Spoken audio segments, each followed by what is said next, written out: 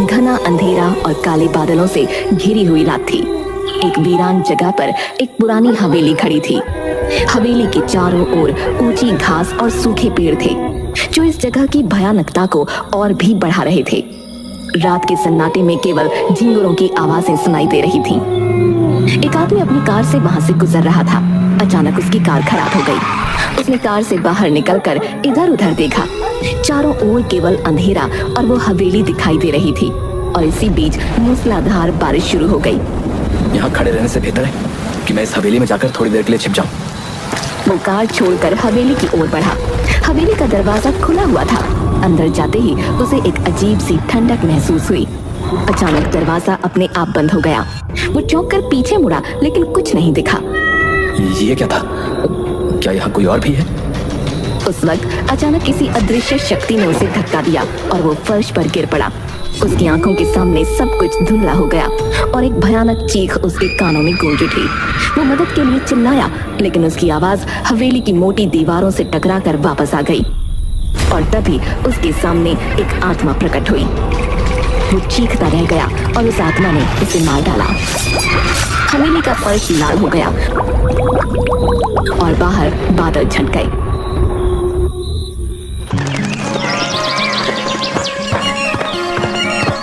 Happy birthday दादाजी।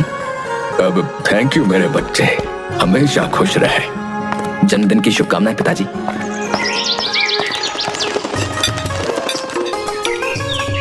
ये लीजिए पिताजी, मैंने आपके लिए आपकी फेवरेट खीर बनाई है। Happy birthday. हैप्पी बर्थडे मेरे प्यारे दादाजी। अरे बस बस, मैं तो थैंक यू करते हुए ही मर जाऊंगा। अरे मरे आपके दुश्मन दादाजी, अभी तो आपको 100 साल जीना है। आज आत्माराम का जन्मदिन था और उसका पूरा परिवार उसके जन्मदिन की सेलिब्रेशन में लगा हुआ था। उसका बेटा सुरेश, बहू मीना, पोता कमल और पोती तान्या, सभी लोग उससे बहुत प्यार करते थे। दादाजी, आज आपके जन्मदिन पर आपके लिए एक बड़ा सरप्राइज है। अब सरप्राइज? क्या सरप्राइज है बेटा? हाँ बेटा, क्या सरप्राइज है? तूने हमें बताया नहीं। चलो सब पता चल जाएगा। सभी लोग गाड़ी में बैठकर एक रास्ते पर चल पड़े। कमल ड्राइव कर रहा था और आत्माराम सरप्राइज के लिए काफी खुश और एक्साइटेड था। कमल ने एक वीरान रास्ते पर गाड़ी रोकी और सब बाहर निकले। सामने वही पुरानी हवेली थी, जिसे देखकर आत्माराम हैरान रह गया। अब ये तो हमारी पुरानी हवेली है, मेरी पुश्तैनी हवेली, जो मुझे मजबूरन बेचनी पड़ी थी। जी हाँ दादाजी, मैंने इसे आपके जन्मदिन के लिए फिर से खरीद लिया है। बेटा, इसकी क्या जरूरत थी? तुमने इस खंडहर के लिए इतने पैसे क्यों खर्च किए? ये खंडहर कभी आपका घर था और अब फिर से होगा। परिवार के सभी लोग बहुत खुश थे, लेकिन हवेली के अंदर छिपी भयानक सच्चाई से वो सभी अनजान थे। कमल, ये सब ठीक है, लेकिन यहाँ रहना सुरक्षित नहीं है। चलो वापस चलते हैं। अरे दादाजी, हम यहाँ आपके जन्मदिन का जश्न मनाने आए हैं। इस वीकेंड हम यहीं रहेंगे। नहीं कमल, मुझे वापस चलना है। यहाँ कुछ ठीक नहीं लग रहा। ओफो दादाजी, अब कोई बहस नहीं, हम यहीं रहेंगे। आप घबराओ नहीं, यहाँ कोई खतरा नहीं है। मैंने सफाई करवा ली थी। आत्माराम ने एक आखिरी बार कोशिश की, लेकिन कमल ने उसकी एक न सुनी। सभी लोग हवेली के अंदर चले गए। उन्हें नहीं पता था कि इस जगह पर क्या चीज उनका इंतजार कर रही है। वो लोग पार्टी की तैयारी में लग गए। पार्टी की तैयारी करते करते शाम हो गई।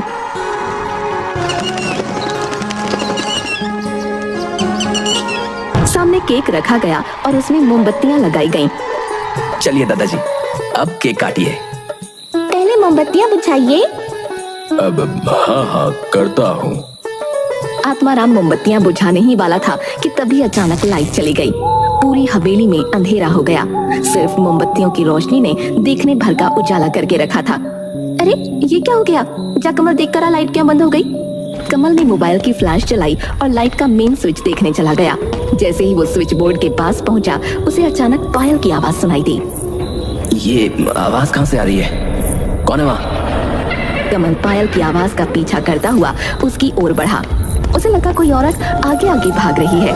वो आवाज का पीछा करते हुए हवेली के पिछले हिस्से में पहुंच गया। रुक जाओ, कौन हो तुम? सामने आओ। जैसे ही वो और आगे बढ़ा, अचानक एक बिल्ली कमल के ऊपर कूद पड़ी और फर्श पर गिर पड़ा। उसकी चीख हवेली में गूंज उठी। कौन हो तुम? मुझसे दूर रहो। तभी अचानक लाइट वापस आ गई। परिवार के सभी सदस्य कमल की चीख सुनकर उसके पास दौड़े आए। कमल, क्या हुआ? तुम ठीक तो हो? हाँ, मैं ठीक हूँ, लेकिन यहाँ कुछ अजीब था। अब मैंने कहा था ना, यहाँ कुछ ठीक नहीं है। हमें तुरंत यहाँ से चलना चाहिए। अरे नहीं, वो मेरा वहम होगा। एक बिल्ली मेरे ऊपर कूद पड़ी, इसलिए मैं डर गया बस। सबकी आंखों में डर और चिंता साफ झलक रही थी।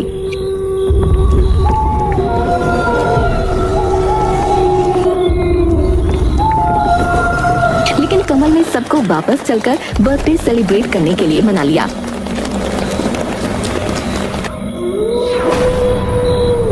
Happy birthday to you, happy birthday to you.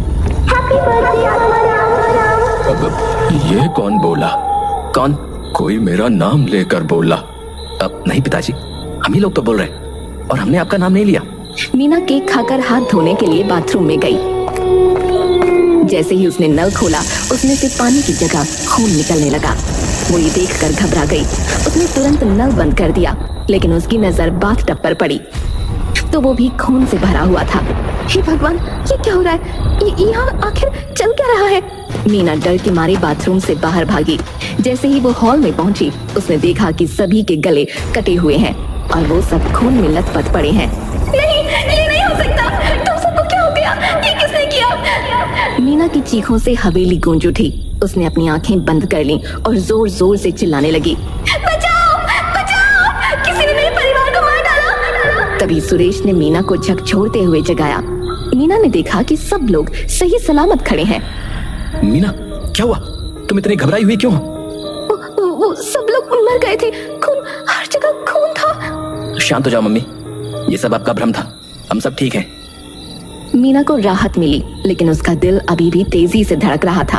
वो समझ गई कि इस हवेली में जरूर कुछ बहुत भयानक है, जो अब भी उनके आसपास है। तभी तान्या को हवेली के बाहर कोई खड़ा नजर आया। वो सम्मोहित होकर उसकी तरफ जाने लगी।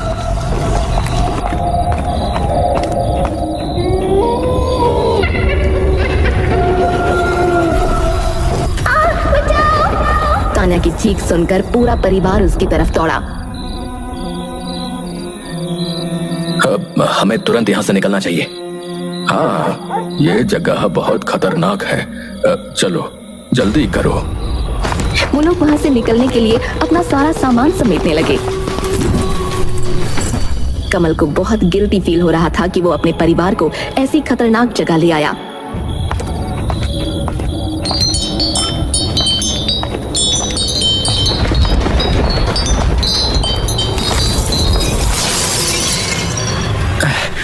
आप ठीक तो हैं दादाजी?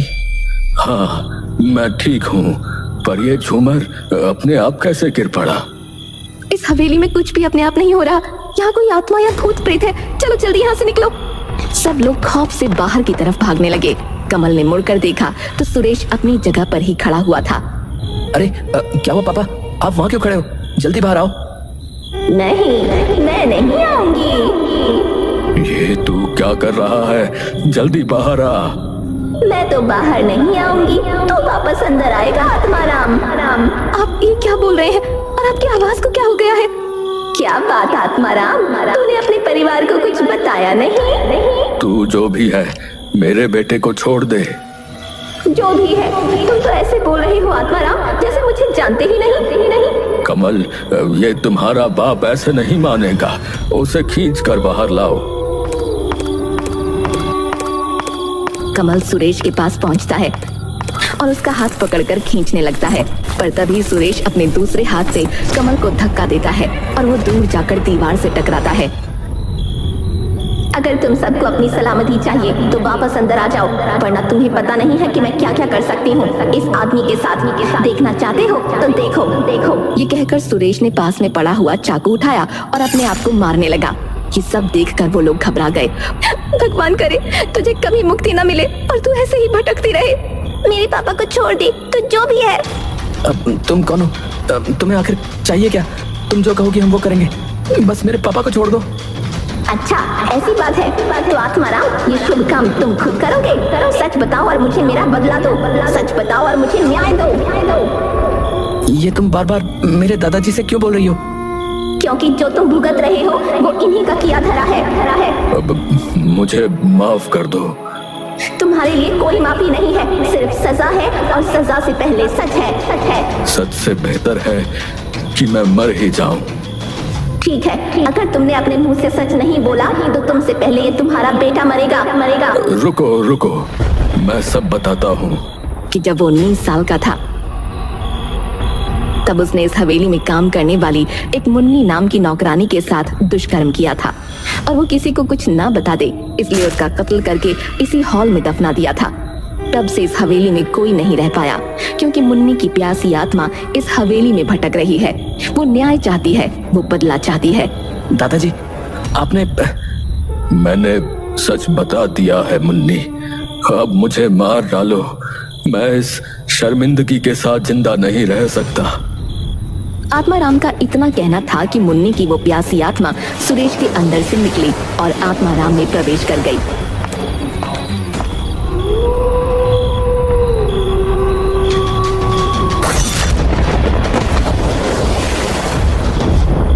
तुम लोग इसकी मौत का शोक मनाना चाहो तो मना सकते हो, लेकिन मुझे अब मुक्ति मिल गई है। मैं जा रही हूँ, ये हवेली अब तुम्हारी है हमेशा के लिए। मुन्नी को मुक्ति मिल चुकी थी, आत्माराम की लाश सामने पड़ी थी।